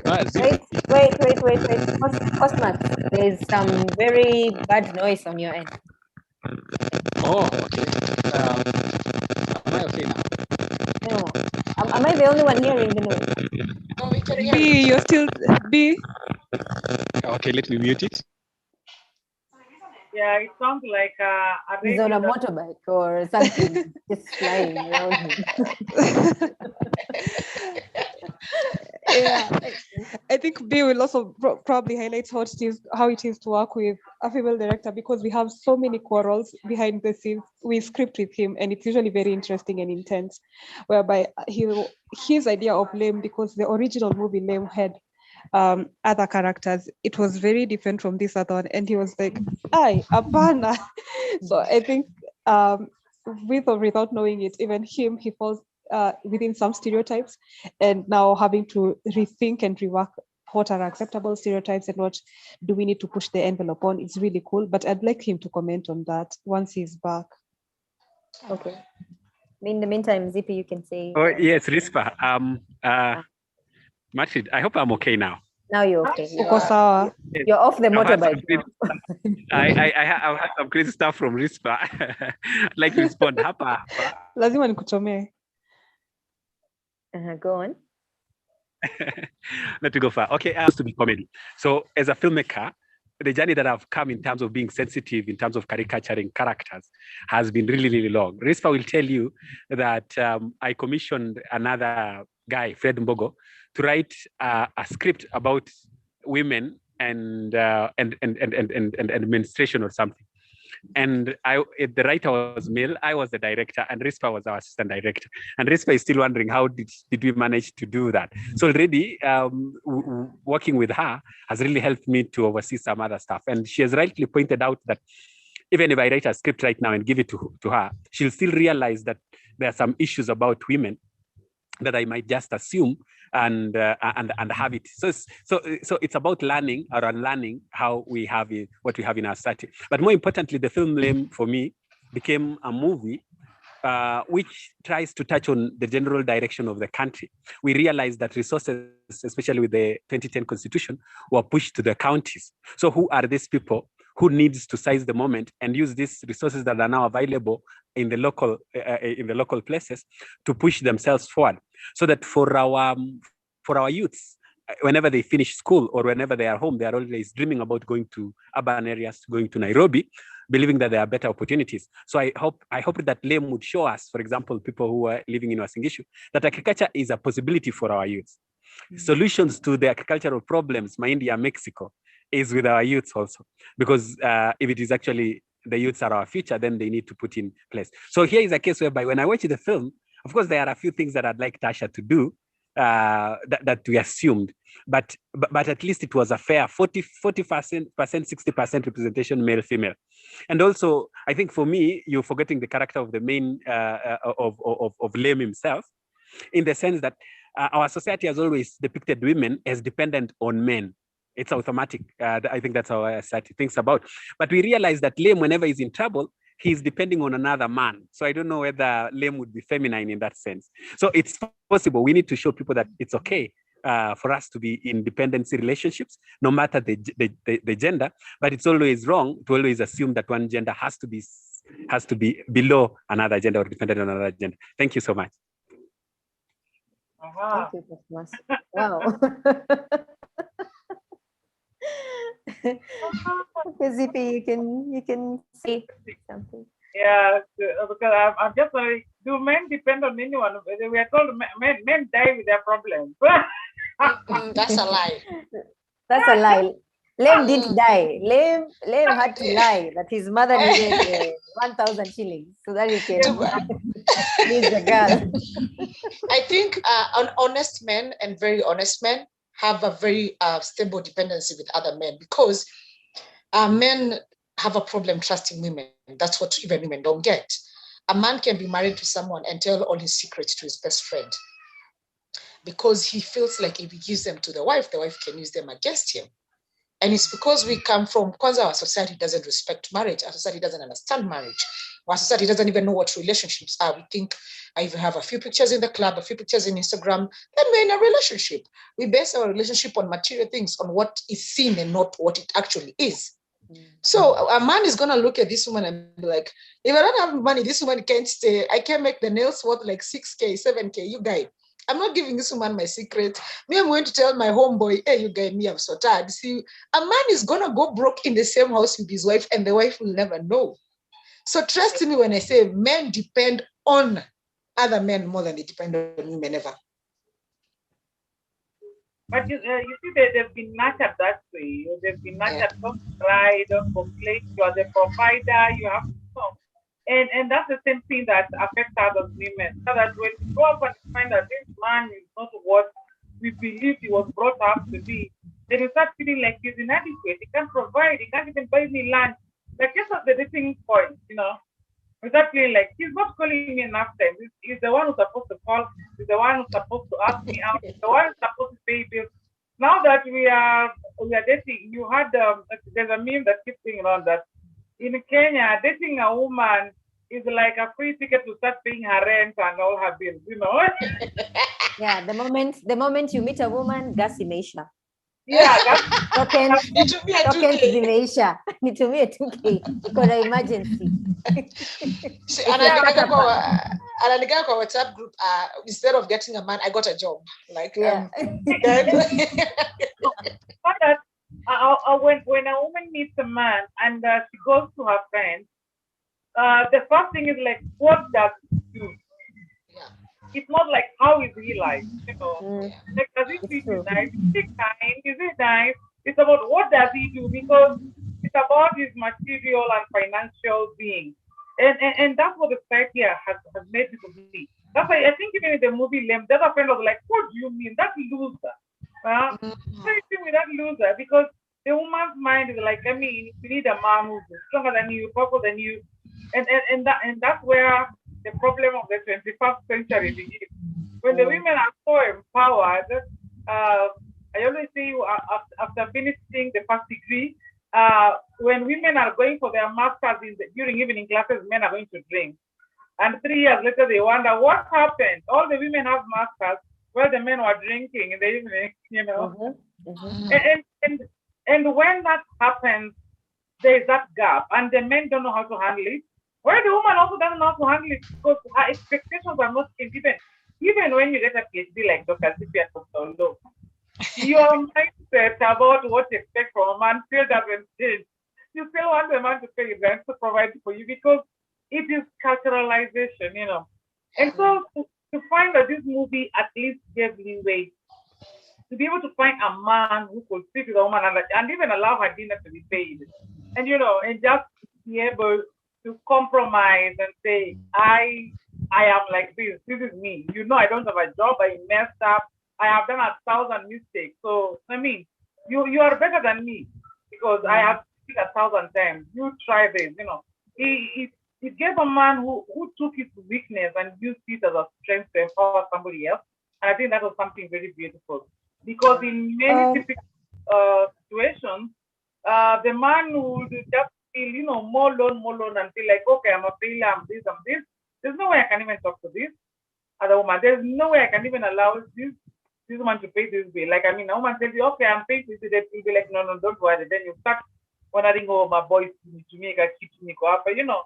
And so I felt this movie did not just elevate the man, it gave us a different perspective of not just elevating the woman, but a different perspective of understanding that the man today is around the same level. They need to have an open mind that a woman is at the same level with them. Of course, we are not talking about equality, you know, but just talking about equity in terms of opportunities and ideas and all that. We are at the same level, and so people should be able to respect each other in that way. Yeah, and I think that's something that I kind of like. Just to add on what Zippy is saying, I am grateful. One of the things that was important, especially for me when I was writing the film, was that we did not play into the antiques of social media and play it out as the Hollywood movies, which probably pay home, you know, they focus on like material wealth and, you know, the glamour, the glitz of it. It was necessary to show the youth that the way out is actually through the mind. Like, what was valued was actually Tasha's beauty was a factor, but also the fact that she thinks she's brilliant. Her attraction to Lane is also because he has a brilliant mind. He's the only one who understands the project. So it's more about the intellectual capacity to engage with someone that I find important, because if you can't engage with someone mentally and you're there just for the money, then I mean, you can be compared to a beggar, because then you have nothing in common. But if you can be able to relate on intellectual grounds, then it breaks the barriers for other things, which I think now makes a whole shift in terms of even gender, because now the minute you start empowering women and just showing them that you're intellectual beings, similarly to the men, then the conversation shifts to now at you. It stops becoming about gender wars at you. This one, or it shifts from being gender wars to now let's engage as equals, because all of us have the same brain. And I really think it was really cool. Yeah. Sorry, I'm trying to talk to Beatrice on the side so that she can admit Dr. Lo, because I also sent her messages and she didn't see them. But how was it? Oh, sorry, she's here. Okay, Zippy, just go on. Yeah. Then it just reminded me of the movie Rehema. Yeah. Yeah, I liked Rehema because my research was on SPM, so I did survivors, not like those who are the survivors of the younger of conflict.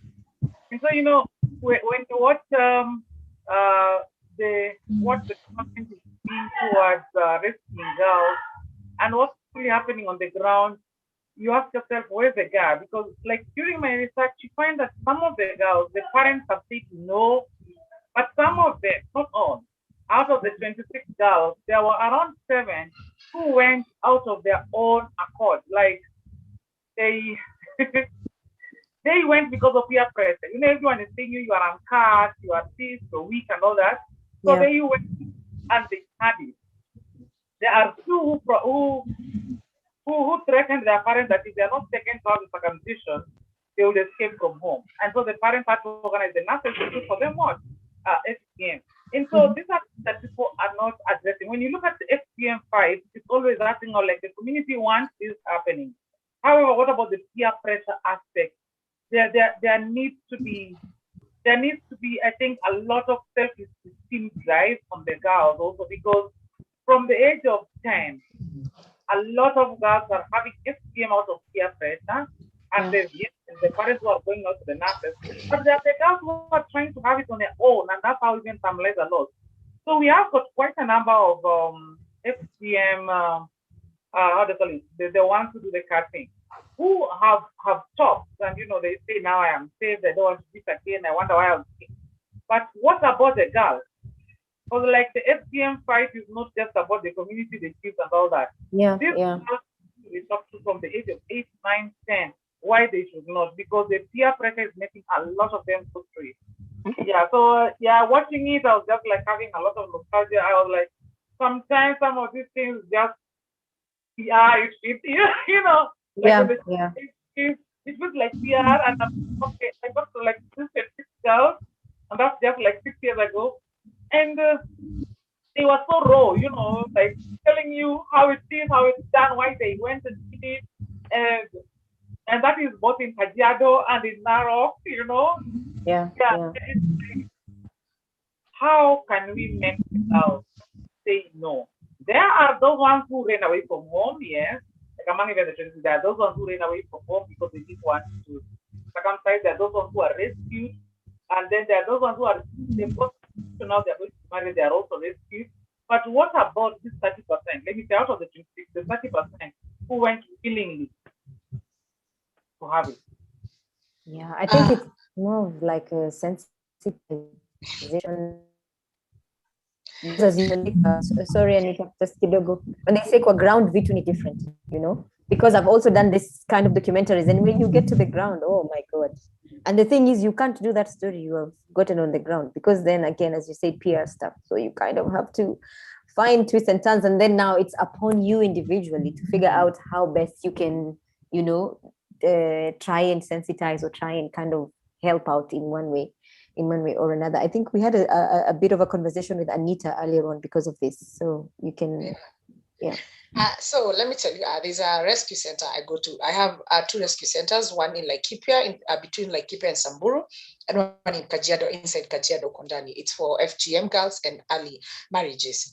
So one day I asked the lady, I want to understand why the girls would want to get married. Because why do you want to get married at 10, at 11? And so I sat down with one of the girls who had actually gotten married, then ran away a year later. Right now, she just finished class 8. And she's called Sharon. And she told me, where we come from, womanhood is measured through circumcision. A womanhood is measured through how many goats or how many cows you bought. Womanhood is measured with how many kids you can get. For them, there's nothing else to womanhood, because they grew up seeing their mothers, and the only thing their mothers could actually be good at or could participate in is circumcision of the girls. She actually told me the only time the mother had a say in her life as a girl is when she got circumcised. In between that, whoever she was sold to, how much she was sold, what her life like, they treat girls like nothing. The father is gonna come home, the girls are gonna sleep outside the hut. If the kitchen is raining, he doesn't care. He's going to sleep with the mother.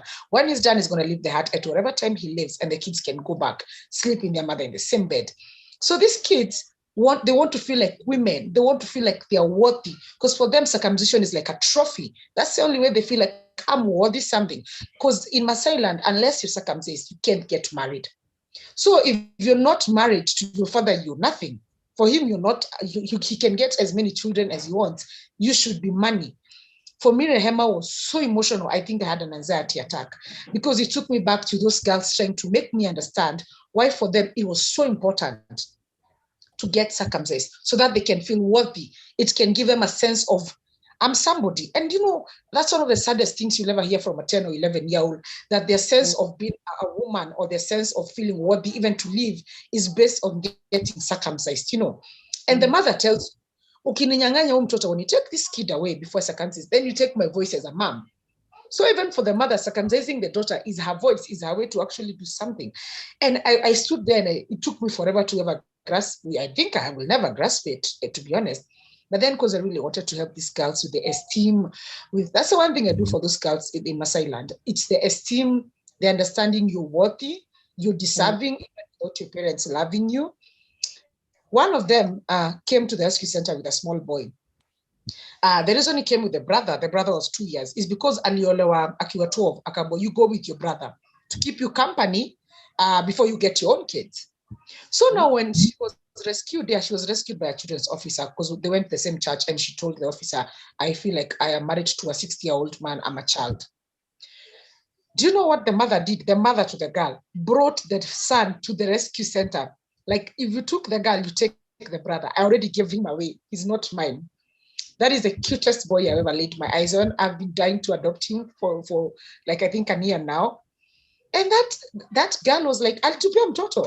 Like, the mother disowned the child for refusing to get married. Like, even the son who's tiny. And it's such a cultural thing that I don't even know how we can break it to the women they are worth something, that they are not cows. Rehema was so emotional because when a woman thinks, and even when you watch Rehema, it's the way the men speak, you know, like a woman, mwanamke hafai kusoma, mwanamke kazi yake ni kumichunga. And the man who was explaining about how, explaining at huyu nimempatia pete ya kizaa nipatie msichana. And then he will stay in the compound until his girl is ready. And he's like, I don't know, 60. Now huyu hata hajazaliwa bado. That was like, it really messed up my mind also. Because Dr. Judy, you're back. Maybe you can come in. Yeah. Yes, thank you. Thank you very much. I'm just picking up on what Anita is saying, which I find gut-wrenching. So many women putting their value or finding value in FGM because the society makes it so. I think then one of the ways that we could counteract this is by involving the men as well. Yeah, because some men don't even know, other than the cultural perspective where they are told that a circumcised woman is this or that way. Some of them cannot even tell the difference. They don't even know why we have to do FGM. And if we can share with them evidence, scientific evidence showing that FGM has no value add to a woman, it is just a cultural or something to want to control women, perhaps we'll be bringing them on the table to discuss why FGM should not happen, why early marriage should not happen, so that they would not partake of those two social evils. So I think we cannot fight FGM, we cannot fight early child marriage in isolation or singling out men from that conversation. If we can have a way or find a way to have them on our side and just have them own up, what good is it to marry a minor? Of what good is it to harm someone? I mean, the High Court recently ruled out the Tatu Kamau case, where a medical doctor, actually a lecturer at Nairobi University, put up a case saying that that FGM, rather the law that has been put in place to counteract FGM, it goes against social values or cultural values. There's no good, there's no beauty that can come out of harming someone. There's no beauty that comes out of wanting to control. There's no beauty that comes out of being with a minor, a child who cannot cook, who cannot, well, I don't know if they can have sex, but really, there's really better ways of doing it. So bringing men to the table, bringing older men to the table, bringing everyone to have this discussion would go a longer way in terms of having a positive impact than just having it as the women's level or at the NGO level or at the stakeholders level. I think so. Yeah. I couldn't agree more. Yep. Like the aspect, the aspect of actually involving the men, that's the most important aspect, because these men always feel left out, to be honest. When you talk to them, they're like, you people come here with your Western things and you tell our girls things you don't tell us. If we can find a way to talk to those men, I am so sure we can find. Yeah. Because and like I said, some of them don't care whether you're circumcised or not. Some of them would even love it if you are not circumcised. But because the society or because of old stories that have been passed down, they believe that yes, maybe it is important for people to be circumcised. Having them or having a discussion at that level, would go a long way, as you say, Anita. Yeah, so I think it would be a thing of just, again, going back to, as we say, change starts with us, before we go out there. So already with the experience that Dr. Zippy has, like with the 26 girls and stuff like that, and also what Anita is doing, it would just be a thing of now just going back and also just now changing, finding new, better ways. Because then we've been doing that, and even us as filmmakers, as storytellers, to refuse somehow, though it is a bit hard, because then again, it's what chakula ambayo tunayo ikula. So it's really hard, because before you leave here to go to the ground, it's a whole different thing. And because you're championing for young girls and women, it's exciting, and then it's frustrating when you get to the ground and it's just a whole different, like it's like day and night, when you left here and you're right there, it's a whole different thing. It's a bit frustrating, because at the end of the day, you sign a contract. This is the story that you're supposed to do.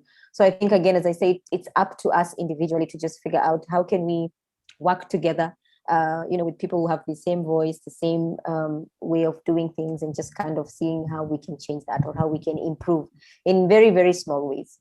I usually say I'd rather make one small step than try to take forever to make a big step, and then it will never even happen. So I think let's just challenge ourselves, and wow, 2 hours are almost done. It didn't even, I don't even feel like I want to leave. I think this was such a dope conversation, because then we got to understand how impactful, even for all of us, are sitting down and coming together as women who have influence in the small or big positions we are in, and the fact that we can be able to impact lives of girls where, like personally, I go see girls all the time, but the fact that I know films like Behind the Scene could actually impact them so much. Because most of these girls, to be honest, they're young. They're going to be sexting with their boyfriend. For them, it's fun. It's their age. For them to watch a film like that in as a corner, so much impact, because they'll leave them so scared. They'll be like, I don't want to see boys for a while. If they see something like Rehema, My Girls in Kajiado, would be so overwhelmed by the fact that someone is still doing this. Nobody has given up on them. We are not giving up, And also, I would love to show a film like Rehema to actually the men in that society, the men who have accepted change, because they are the men who influence the other men at the end of the day. And I pray that we can work around something, because I won't lie to you, early marriages, rape with our girls is just, I think people don't take it as seriously as should be taken, to be honest. And these young girls, when you find a 12-year-old raped, a 10-year-old raped, you find some of these kids get raped and enter prostitution. I mean, she's like, somebody already used me. Why can't I be used for money now? So film can be used in so many beautiful ways to help these young girls. Yeah, I think the fact that the way we've come together in this way, I think our other group might continue, and then we can maybe see how best we can start making small strides as we move on. So we have 3 minutes. It's been really, really an amazing time with you ladies. Thank you so much. And the gentleman who has been left standing, Cosmas, yay. Yes, but I am the man who has been left standing, but I had to drive again. Thank you so much for also just sharing your film. And I really hope that your film will, as even Anita was saying, like it will get an opportunity to be watched by younger people, and people can have like more conversations and be encouraged and just learn. Because for me, I know when you visual representation of things is very important. When you see, you cannot forget. You can't forget. So and Martin, I'd like to say something. Thank you for your input in the story. Let me say this publicly, because I had to show you the initial story first. And you are the one to raise first that we were very insensitive to Tasha, to the lady in the first draft of the story. Thank you so much. You're welcome. You're welcome. yeah, so it's small steps, as we said. So Dr. Olo, thank you so much. Maybe if you have one word, ZP one word, RISPA one word, and then we give it back to Beatrice, and then we can close. I think all I can say is when it comes to gender-based violence, it's important, one, for all of us, both men and women, to always just respect the rights of the other person. I always believe in the first essence of our human rights. Your right is as strong as it can be as long as it does not infringe on the rights of the other. And that will count with everything you do, whether you want to beat someone, steal from someone, rape them, beat them, whatever it is, your right ends where the other person feels infringed. So it's important we learn that. So whether it's FGM, rape, domestic violence, you need to just respect other people's human rights. Thank you. Dr. Olo? Yes, thank you very much. Mine is just to say that the film industry or the film in itself is a very powerful tool for telling stories that none of us can very well put in words, and we appreciate the work that you're doing.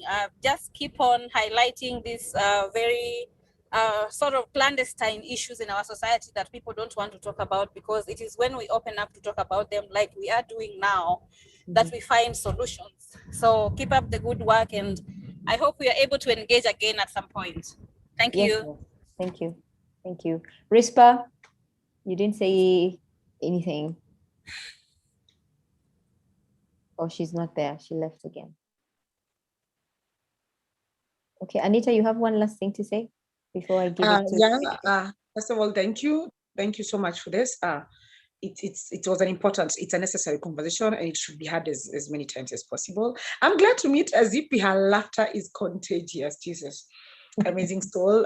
She has hair like mine, amazing soul. And I hope we can do this more often, and I hope it can actually end up like making actual impact. Like we can come here maybe after a year and say, those kids, this is the feedback, this is the movie or the film we made from visiting those kids. I'm looking forward to that. And thank you so much for this opportunity. Wow, thank you.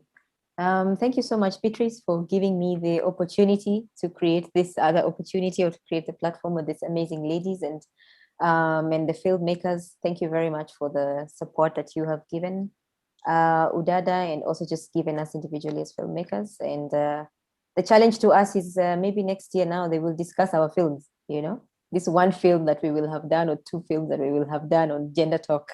And now we will say where we started from. So thank you very much. Yeah. Thank you, Matrid, and everyone who was on the panel. We are very glad that you could join us. And this now goes to the members of the public who are watching us. I would like to invite you, if you have not watched the films yet, please check on the link to this video. If it is on Facebook, the link is there in the event. If it is on YouTube, the link is there in the description of the video. So we look forward that you will join us in watching the local Kenyan films that are there, as well as the European films. And we thank you all for being with us this evening. And good evening. Bye. Bye-bye. Be safe, Bye-bye. guys. Thank you. Thank you. Cheers. Anita and Judith by school together.